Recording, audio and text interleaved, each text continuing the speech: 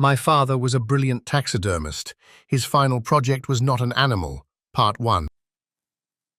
I found out my father had died through a terse legal email from a firm I didn't recognize.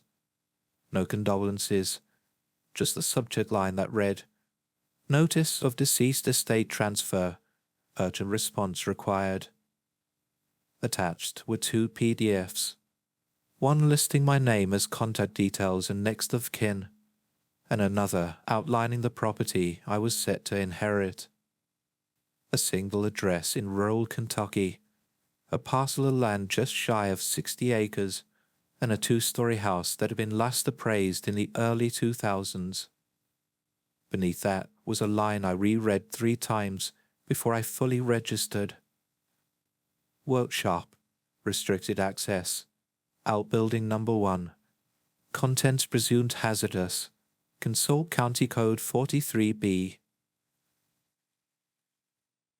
I hadn't spoken to my father in nearly 20 years. We hadn't fought exactly, just drifted, gradually and inevitably, until the silence between us became the only thing either of us seemed willing to maintain. Even when my mother died, he hadn't called. The funeral passed without a word from him, and I'd learned long ago not to expect anything more. He had his work, and whatever that work became over time, it had consumed him. The drive into the hills brought it all back. That thick, dark stretch of Kentucky forest, the way the road narrowed the further you got from anything with a proper zip code. The GPS cut out an hour before I reached the property line.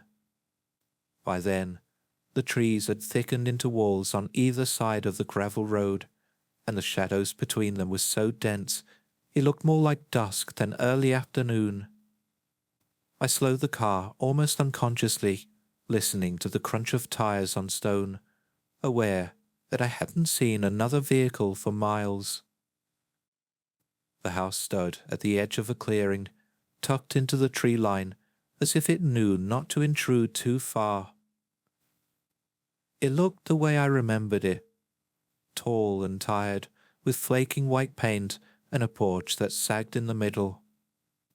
Ivy had begun its slow, deliberate crawl at one side, wrapping the windows with curling vines.